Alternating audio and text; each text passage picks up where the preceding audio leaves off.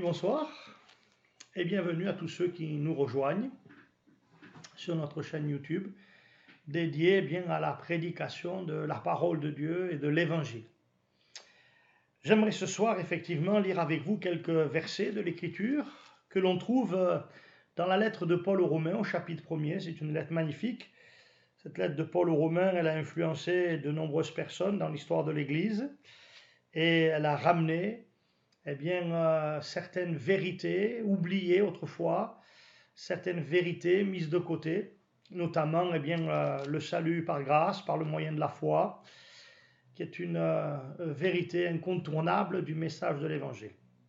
Alors j'aimerais lire avec vous quelques versets de cette lettre de Paul aux Romains, chapitre 1er au verset 13 jusqu'au verset 17, nous lirons ensemble ce texte des Écritures. « Je ne veux pas, dit Paul, vous laisser ignorer, frères, que j'ai souvent formé le projet d'aller vous voir, afin de recueillir quelques fruits parmi vous, comme parmi les autres nations. Mais j'en ai été empêché jusqu'ici, je me dois aux Grecs et aux barbares, aux savants et aux ignorants.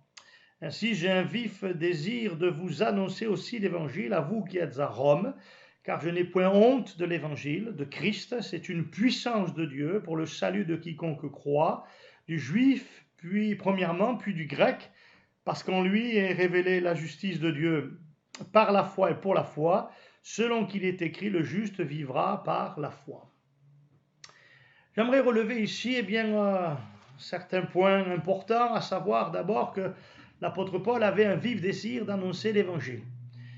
Je dirais que cet homme n'a cessé tout au long de son ministère de proclamer l'évangile de Jésus partout où il s'est rendu, dans tous les lieux dans lesquels cet homme est arrivé.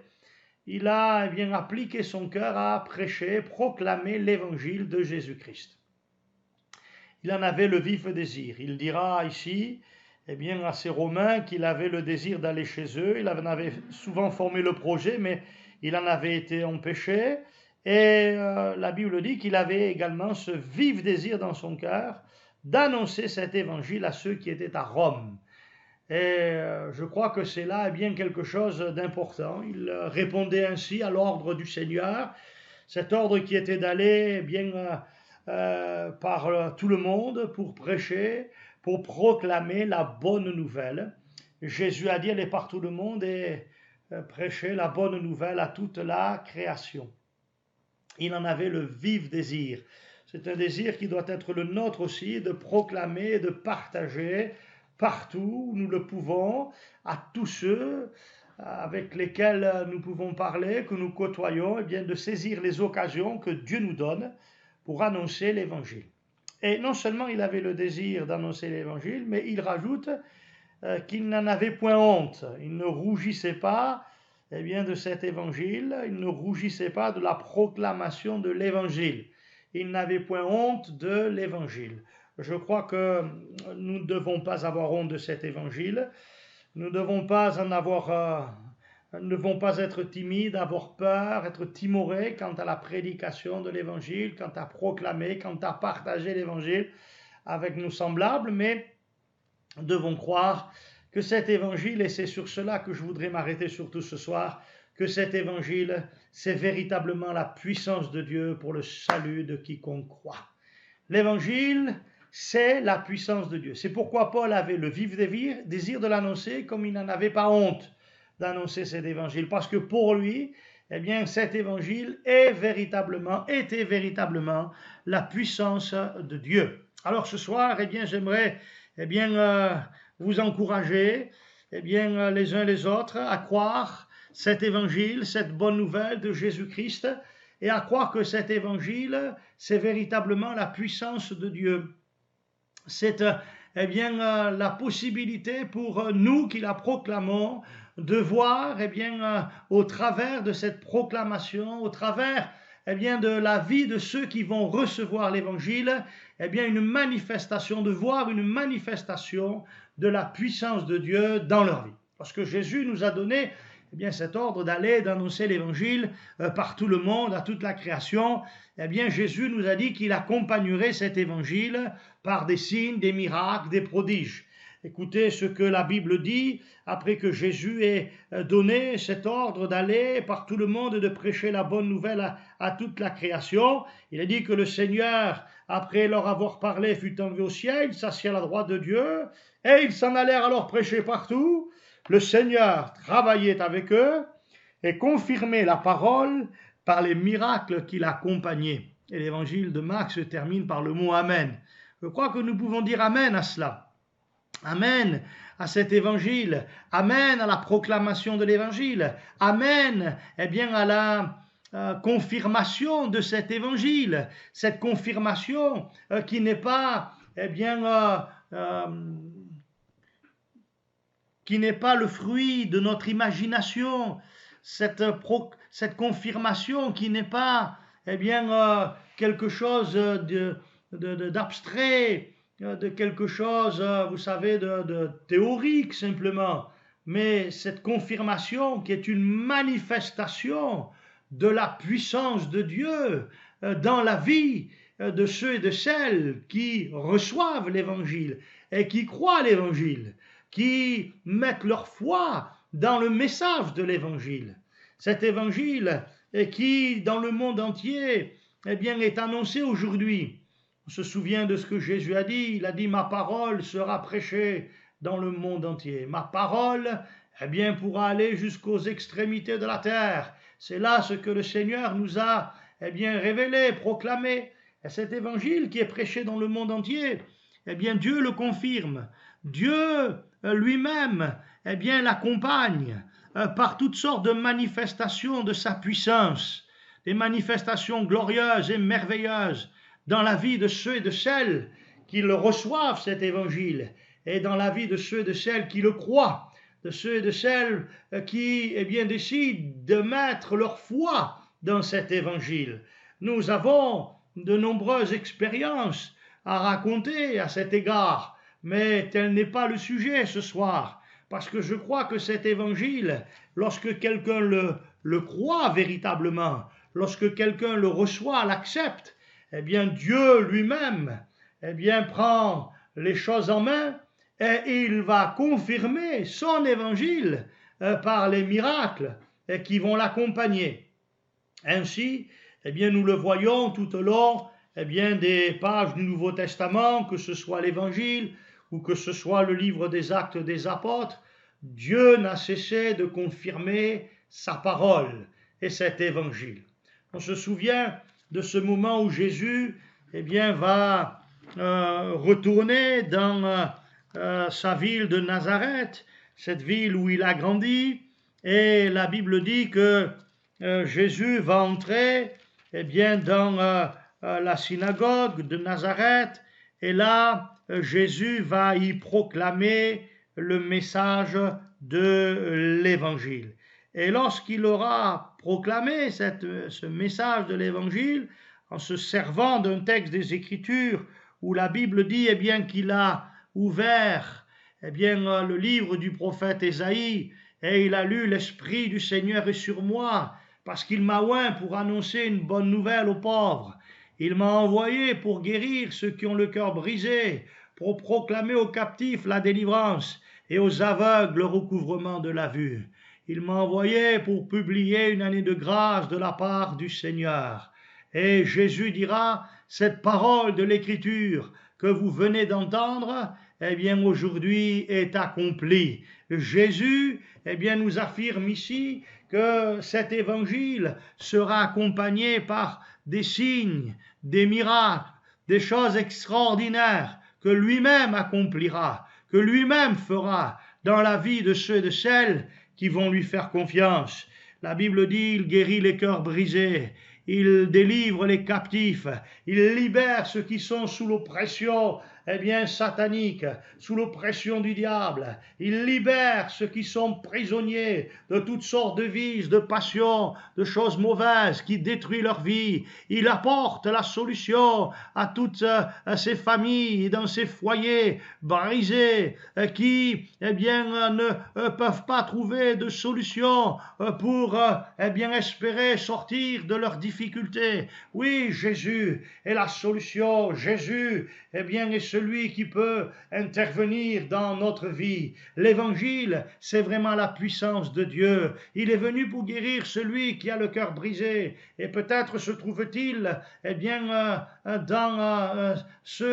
dans la vie de ceux qui m'écoutent, des cœurs qui sont brisés, des vies qui sont brisées, des gens qui, peut-être sont tenus, par toutes sortes de chaînes, toutes sortes de choses qui, détruisent leur vie, mais au nom de Jésus, que Dieu soit béni, au nom de Jésus, soyez délivrés, au nom de Jésus, soyez libérés, au nom de Jésus, recevez la grâce dont vous avez besoin, au nom de Jésus, ce soir, voyez la main du Seigneur se poser sur vous, au nom de Jésus, voyez la puissance de Dieu, entrer dans votre vie, voyez la puissance de Dieu, entrer dans votre cœur, et tout ce qui est détruit, tout ce qui est brisé, tout ce qui est cassé, voyez la main du Seigneur le réparer ce soir, voyez la main du Seigneur le guérir ce soir, car l'évangile, c'est la puissance de Dieu pour le salut de quiconque croit. On se souvient de cet évangile que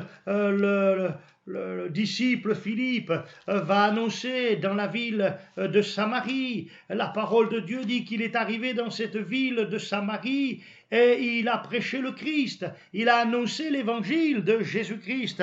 Les foules étaient attentives à ce qu'il disait parce qu'elles voyaient les miracles que Dieu accomplissait alors. Des esprits impurs qui sortaient de plusieurs démoniaques et des paralytiques, de nombreux paralytiques et de nombreux boiteux qui étaient guéris. Et il y a eu dans cette ville une grande joie. Dieu a confirmé l'évangile en permettant que des possédés démoniaques soient délivrés, en permettant que des paralytiques, des boiteux soient guéris. Mes amis, c'est là la puissance de l'évangile. Et c'est pourquoi nous n'avons pas honte de l'évangile. Et c'est pourquoi même nous avons un vif désir d'annoncer l'évangile, à tous ceux et toutes celles qui nous entourent. L'évangile, la puissance de Dieu. Alléluia. On se souvient de l'apôtre Paul qui arrive dans la ville d'Éphèse. Il rencontre là 12 disciples qui n'ont entendu que le message de Jean-Baptiste.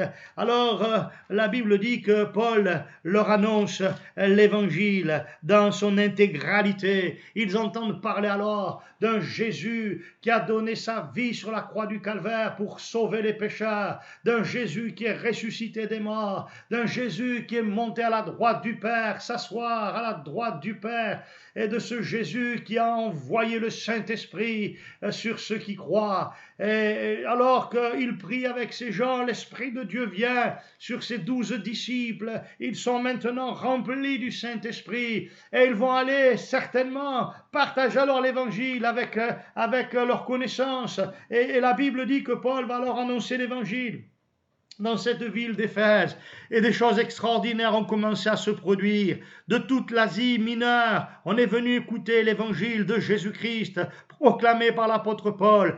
Et la Bible dit que Dieu faisait des miracles extraordinaires par les mains de Paul. Des choses glorieuses se passaient. Il y avait des esprits malins qui étaient chassés dans le nom de Jésus. De nombreux miracles se produisaient, des guérisons sans nombre se manifestaient. Dieu confirmait encore sa parole. Dieu agissait encore par la puissance de son esprit et il intervenait de telle sorte que l'évangile est devenu pour ces gens la puissance de Dieu qui les a secourus et qui les a délivrés. Alléluia. Mes amis, nous aimerions vous dire encore ce soir, et vous, qui connaissez le Seigneur depuis quelque temps maintenant, voire depuis de nombreuses années, continuez à croire que l'évangile, c'est encore la puissance de Dieu pour le salut de quiconque croit. Que dire de cet évangile qui, venant jusque, dans la vie de cet homme, Saul de Tarse,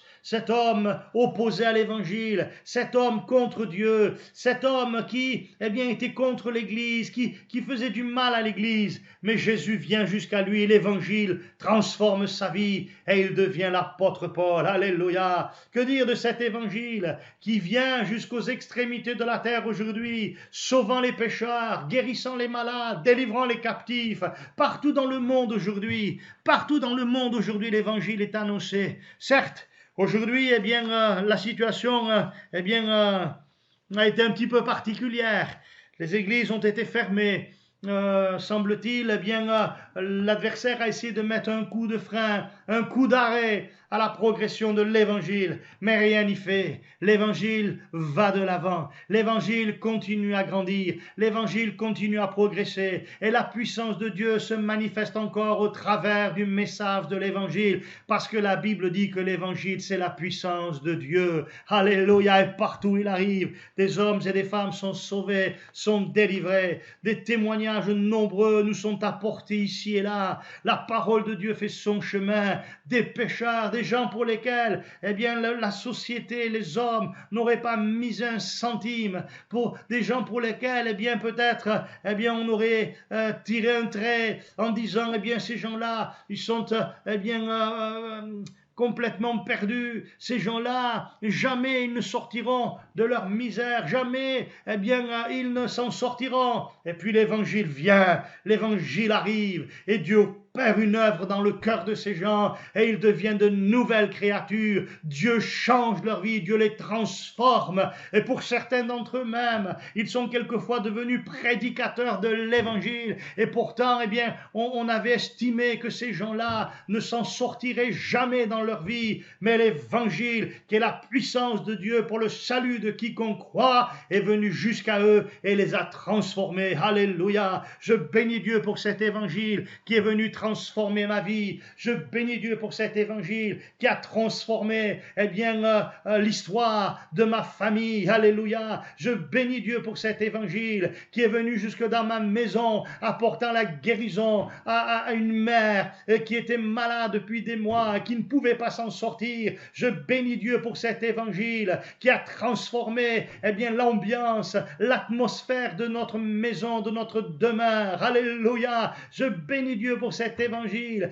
qui a pénétré, eh bien, dans les différentes, eh bien, personnes qui composaient ma famille. Alléluia! De nombreuses personnes ont été sauvées, délivrées, ont vu la gloire de Dieu se manifester. Je prie pour que Dieu agisse encore, étant persuadé que Dieu sera capable de transformer encore des cœurs et des vies. Oui, l'évangile, c'est la puissance de Dieu pour le salut de quiconque croit. C'est pourquoi Paul avait le vif désir de l'annoncer. C'est pourquoi Paul n'avait pas honte de cet évangile. Alléluia, il le proclamait haut et fort, il le proclamait de tout son cœur, il le croyait et il voyait les effets de cet évangile se manifester dans la vie des uns et des autres. Ah, mes amis, croyez l'évangile. Cet évangile qui nous montre un Jésus qui est allé de lieu en lieu, faisant du bien, guérissant tous ceux qui étaient sous l'empire du diable, parce que Dieu était avec lui. De cet évangile qui nous parle d'un sauveur merveilleux, qui donne sa vie sur le bois de la croix, qui se livre pour nos péchés, qui donne, eh bien, sa vie pour que le pécheur repentant, puisse recevoir de la part de Dieu le pardon dont il a besoin. Oui, de cet évangile qui me parle d'un sauveur qui va aller jusque dans la mort, mais qui va en ressortir vivant et victorieux, d'un Jésus qui vit pour l'éternité. Et c'est pourquoi on peut maintenant l'invoquer, on peut maintenant le prier, on peut maintenant lui demander le secours dont nous avons besoin. Jésus vit éternellement et il est le même hier, aujourd'hui et pour l'éternité. Ce que Jésus a fait hier, ce que vous lisez dans les évangiles, ce que vous découvrez dans les évangiles, Jésus est capable de le faire encore aujourd'hui. Notre Dieu est tout puissant. Alléluia. C'est pourquoi, eh bien, nous vous invitons à croire cet évangile de la grâce de Dieu, cet évangile de l'amour de Dieu, cet évangile de la puissance de Dieu. Oh, expérimentez-le dans votre vie. Faites en sorte qu'il, eh bien, puisse, eh bien, trouver une réalité concrète dans votre vie en le croyant simplement. Oui, ce soir, eh bien, j'aimerais vous encourager à mettre votre confiance dans la parole du Seigneur, dans la parole de Dieu. Vous savez, la Bible dit, eh bien, que le Seigneur a fait beaucoup de choses à travers de sa vie, de son ministère, qui n'a duré que peu d'années, puisque Jésus, n'a exercé son ministère que pendant 3 ans et demi environ. Mais durant ces 3 ans et demi, que de miracles, que de prodiges, que de guérisons, que de choses extraordinaires, que de personnes ont trouvé le salut dont ils avaient besoin, que de gens ont vu leur vie transformée, bouleversée. Alléluia. Jésus a manifesté tant d'amour, tant de grâce, tant de bonté à l'égard des hommes. Alléluia. Et Jésus est venu pour nous sauver, que son nom soit béni.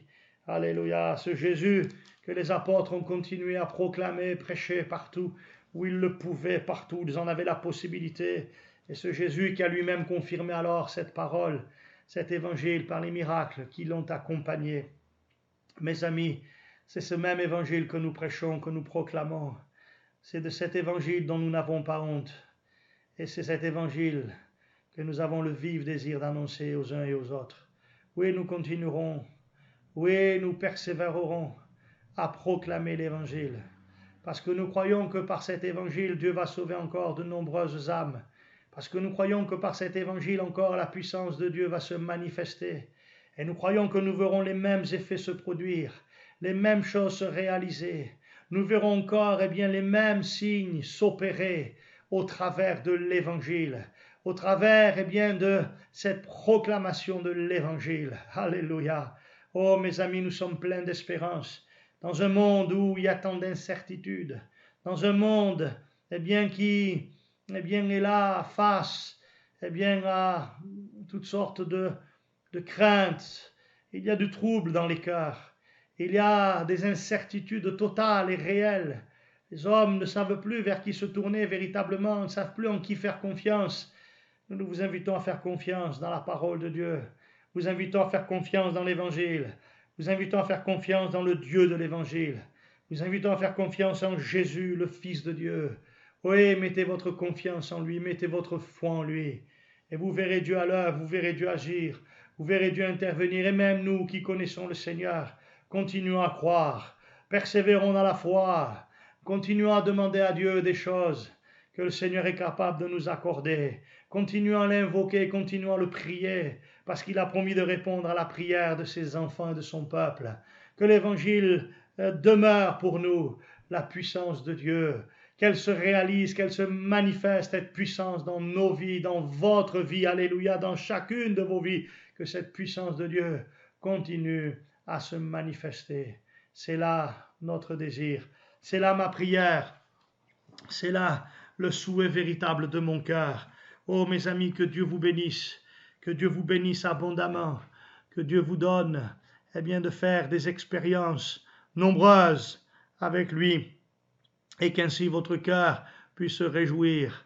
La Bible dit que dans la ville de Samarie, lorsqu'ils ont vu les miracles, les prodiges, les guérisons, les délivrances, lorsqu'ils ont compris que Jésus était venu pour les sauver, lorsqu'ils ont vu que ce Sauveur extraordinaire pouvait pardonner leurs péchés et qu'il pouvait leur donner une vie nouvelle, la Bible dit alors qu'il y a eu une grande joie dans cette ville, une grande joie dans cette ville, que Dieu nous permette de vivre et d'expérimenter cette sorte de joie-là, une joie liée au fait que Dieu intervient, que Dieu se manifeste et que Dieu agit avec puissance et avec amour dans la vie des uns et des autres.